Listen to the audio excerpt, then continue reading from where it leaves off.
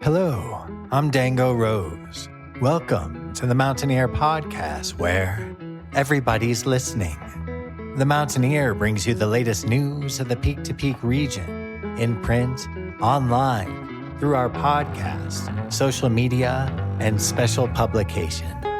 Now, listen in to the latest news of the area with our local journalists.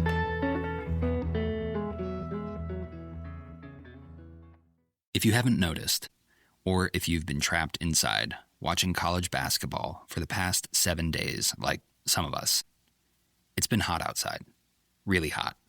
So hot that you can see the shrinking snowpack daily from the foothills in Boulder. It's unsettling, to say the least.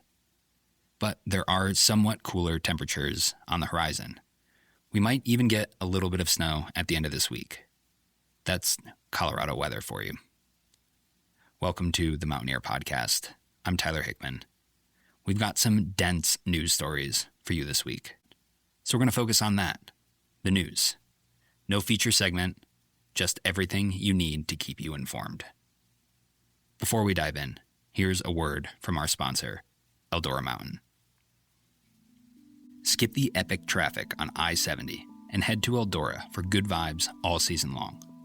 Eldora is your go-to spot for non-stop winter fun, with great local skiing and riding, plus slopeside DJs and an après music series. Don't miss the Full Moon Ski Tour, the Timbers Rail Jam, or the morning uphill grind. Get all the details and check out weekly events at eldora.com. See you on the mountain. Let's get into this week's top stories.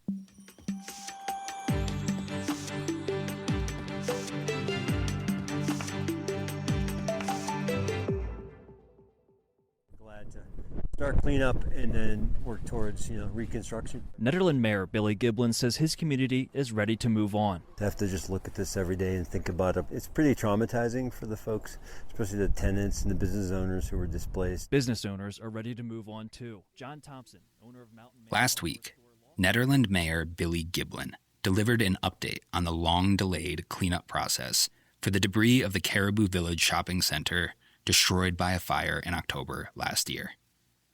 According to Thibault Properties, the owners of the building, the Colorado Department of Public Health and Environment has directed the company to follow asbestos abatement protocols for clearing the site. Thibault has located a landfill and developed a decontamination plan, which will allow residents to cleanse and salvage belongings that were left in the rubble. Thibault has also completed designs for a new shopping center and has submitted a pre-application with the town. Their hope is to expedite local and state approval, allowing construction to begin before the end of this year.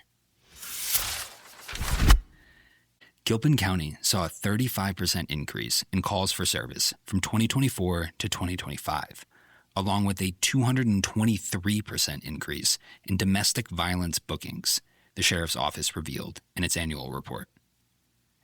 The jail population is made up largely of non-residents, which places a significant daily burden on the sheriff's office, according to Central City Alderman Zane Pulsek. The state provides $79 per inmate per day at the county jail, while daily costs can exceed $200, especially for people experiencing drug withdrawal, Sheriff Kevin Armstrong said. Overall, the average daily jail population fell by 10%, which the report credits to expanded service capacity, such as an increased use of detox holds. Plans to amend an application to reopen Cross Gold Mine, located northwest of Nederland, were denied by the Colorado Mined Land Reclamation Board during a meeting last week. The mine's owner, Grand Island Resources, submitted a mining application to the Division of Reclamation, Mining, and Safety in December of 2024 after receiving multiple time extensions. Two separate adequacy reviews identified 124 and 106 issues, respectively.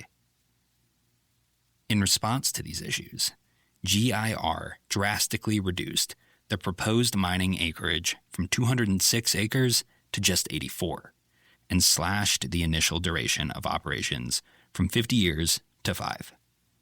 The state determined these major changes required GIR to submit an amended application. At its Wednesday, March 18th meeting, the Colorado Mined Land Reclamation Board voted unanimously to deny the amended application. GIR now has the option to either move forward with its initial application during the board's May 20th meeting, requiring them to respond to the hundreds of issues flagged by the board, or permanently close the mine to begin reclamation. And finally, And it was really only when I got involved in the women's movement, which was about, I would say 1972, that I began to be a bit aware that there was also a gay rights movement kind of percolating along in Boulder. that's the voice of the woman who issued the very first same-sex marriage license in the United States.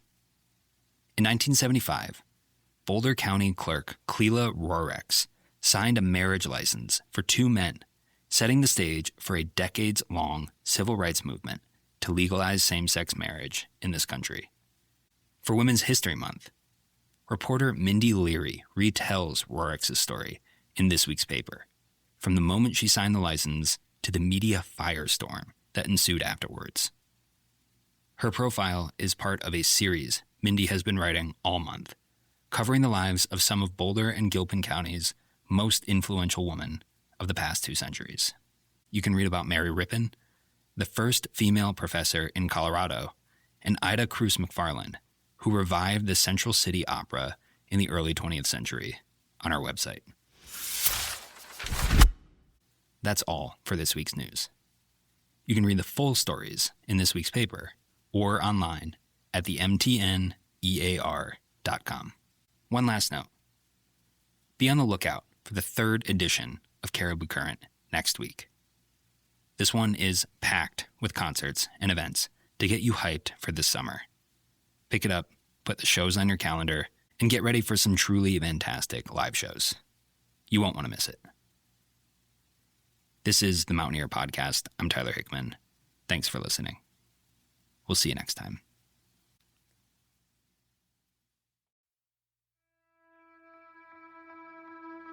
And that's it for our show. Subscribe online to get more access to more news, weekly updates to our community calendar, and a link to our YouTube channel by visiting themountaineer.com. Be sure to use the coupon code PODCAST when subscribing for a 10% discount, only available to our listeners. If you are in the local Peak-to-Peak area, be sure to pick up a print edition of The Mountaineer at a local business. I'm Dango Rose. Thank you for listening.